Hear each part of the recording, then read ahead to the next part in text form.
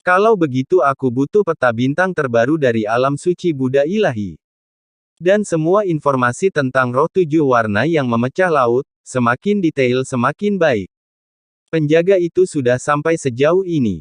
Jika masalahnya bisa diselesaikan hanya dengan token giok emas hitam, itu akan ideal. Begitu Dewa Bangau selesai berbicara, dua penjaga segera meninggalkan tempat tinggal Dewa untuk minum teh. Atau jika Anda ingin anggur berkualitas, saya sudah mengirim seseorang untuk mencarinya dan akan segera diantarkan kepada Anda. Penjaga utama mengepalkan tangannya memberi hormat sambil berbicara dan memimpin Dewa Bangau. Xiao Yan dan Yao Nantian melintasi lorong seperti air terjun cahaya bintang dan segera tiba di puncak rumah lelang iblis ilahi. Tempat ini dipenuhi dengan teknik untuk menyembunyikan aura seseorang, dan hanya beberapa gugusan cahaya yang terlihat, tetapi sosok di dalamnya tidak terlihat. Begitu Xiao Yan dan yang lainnya masuk, mereka merasa aura mereka benar-benar tersembunyi. Mereka disegel di ruang cermin yang terbuat dari kristal ini, dengan kristal di semua sisinya. Begitu masuk, pemandangan langsung berubah, dan setiap kristal menampilkan cahaya dan bayangan. Suara-suara memenuhi telinga mereka, seketika membawa mereka ke rumah lelang. Lingkungan sekitar dipenuhi orang, tetapi tidak ada suara kecuali dari panggung lelang itu sendiri, suara penjelasan dan palu yang menghantam meja. Mereka telah belajar dengan tekun untuk ujian kekaisaran, namun di bawah pengaruh khusus ini, mereka merasa seolah-olah benar-benar berada di sana, di tengah keramaian rumah lelang. Dalam cahaya yang berkilauan, panggung lelang itu berkilau, memperlihatkan seorang wanita ilahi yang anggun. Di atas panggung yang tinggi, ia mengenakan congsam perak ketat, mengalir seperti cahaya bulan dan dihiasi dengan rune bintang yang rumit. Auranya halus dan elegan, setiap gerakannya seolah dipenuhi dengan ritme ilahi. Saat ia muncul, para dewa yang hadir langsung bersorak dan berseru dengan gemuruh. Jelas sekali, para dewa dan ras mereka sangat menjunjung tinggi kesucian dan kemegahan.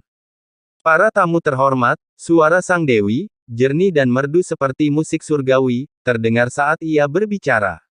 Item berikutnya adalah salah satu harta karun utama dari acara besar ini. Ia melanjutkan, item ini disebut pasir bintang jiwa murni, yang berasal dari kedalaman galaksi kuno yang hancur. Ia telah dimurnikan selama berabad-abad dan mengandung jejak esensi abadi jiwa bintang. Kegunaannya tak terbatas, ia dapat digunakan untuk menyehatkan jiwa-jiwa ilahi yang rusak.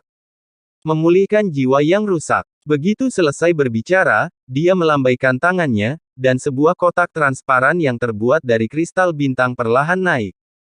Di dalamnya terdapat segenggam pasir yang berkilauan dengan cahaya biru dan emas pucat. Pasir itu tampak memiliki kehidupan. Pasir itu mengalir dan berputar lembut di ngarai, memancarkan fluktuasi jiwa yang menenangkan sekaligus tak terduga.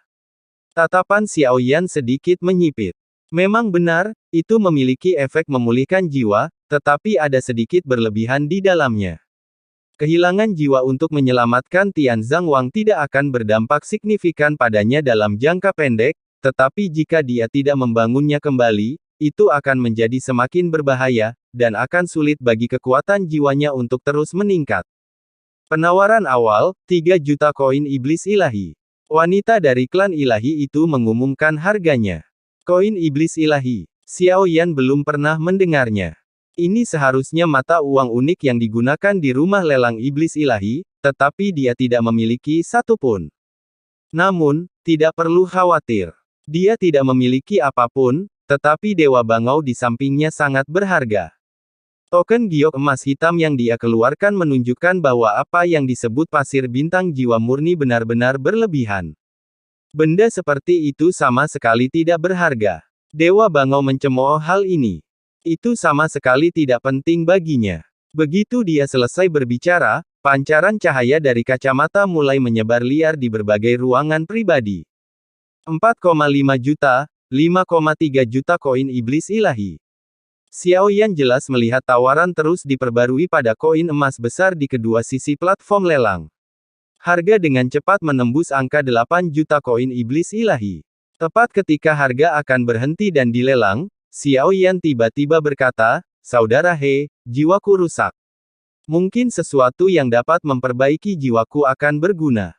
Xiao Yan tersenyum pahit, saat ini, aku tidak memiliki apapun yang dapat membantuku pulih. Aku tidak memiliki koin iblis ilahi ini.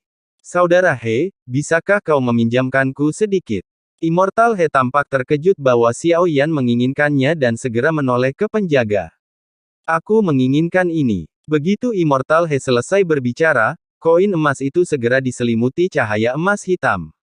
Dewi wanita yang bertanggung jawab atas lelang, yang mahir dalam I Ching, tampak terkejut bahwa seorang tamu emas hitam akan menawar VIP emas hitam yang terhormat. Kepemilikan pasir bintang jiwa murni telah diselesaikan, selamat. Tidak ada lagi makna di ruangan itu, dan tidak ada yang berani menaikkan harga, karena bahkan jika mereka melakukannya, itu tidak akan membuat perbedaan. Lagi pula, rumah lelang iblis ilahi tidak akan pernah menyinggung para VIP emas hitamnya. Dalam beberapa lusin tarikan napas, sungai kristal bintang, yang masih berada di rumah lelang, dengan hormat dipersembahkan kepada Xiao Yan. Penjaga berpengalaman itu segera membungkuk dan berkata, "Selamat, Dewa Bangau Senior, atas kemenangan Anda dalam lelang barang ini. Kami akan mengurangi setengah dari harga lelang dari rekening Anda." Dewa Bangau mengangguk sedikit, menatap Xiao Yan, "Saudara Xiao Yan, jika Anda menginginkan sesuatu di sini, tanyakan saja, dan saya akan memberikannya kepada Anda." Begitu dia selesai berbicara, para penjaga menatap Xiao Yan dengan heran. Mereka tidak tahu identitasnya, mereka mengenali Dewa Bangau, tetapi wajah Xiao Yan sama sekali tidak dikenal. Yao Nantian tersenyum getir di belakangnya. Bahkan di rumah lelang iblis ilahi, dia tidak pernah begitu murah hati. Lagi pula, tembok iblis ilahi membutuhkan jaminan untuk pertukaran. Banyak harta dan senjata ilahinya diperoleh di rumah lelang iblis ilahi ini, dan dia telah bertarung melawan Xiao Yan. Aku sangat berterima kasih kepada Kakak He karena telah menyebabkannya kehilangan sebagian besar hartanya. Xiao Yan menggenggam tangannya sebagai tanda terima kasih. Tidak perlu berterima kasih, hanya beberapa juta senjata iblis ilahi. Jika kakak Xiao Yan memurnikan lebih banyak peoni yin yang, tak terbayangkan berapa harganya di rumah lelang iblis ilahi ini. Dewa Bangau berkata, "Xiao Yan hanya memberiku satu, dan aku menelan satu sendiri. Tetapi sebelum memasuki perbendaharaan rahasia Raja Mimpi dengan klonku, tubuh utamaku telah dengan tekun memurnikan pil. Di antaranya, aku memurnikan lebih banyak peoni yin yang. Begitukah? Ngomong-ngomong, aku memang memurnikan satu lagi." Xiao Yan berhenti sejenak, lalu tersenyum. Seketika, Dewa Bangau menoleh tajam, menatap Xiao Yan. Bagaimanapun, pil seperti itu benar-benar tak ternilai harganya, sesuatu yang tidak bisa dibeli meskipun kau mencoba. Tidak hanya sulit dimurnikan, tetapi hal yang paling berharga adalah buah kembar yin yang sangat langka. Selain itu, tingkat kegagalan dalam memurnikan pil semacam itu sangat tinggi. Oleh karena itu, semua pil ini legendaris, dan begitu satu muncul, akan segera menarik banyak sekali ahli tingkat abadi untuk memperebutkannya. Xiao Yan menggerakkan tangannya dan dengan santai memasukkannya ke dalam botol giok, tetapi dia menyegelnya dengan kekuatan jiwanya. Jika tidak, pil itu akan keluar dari botol giok kapan saja.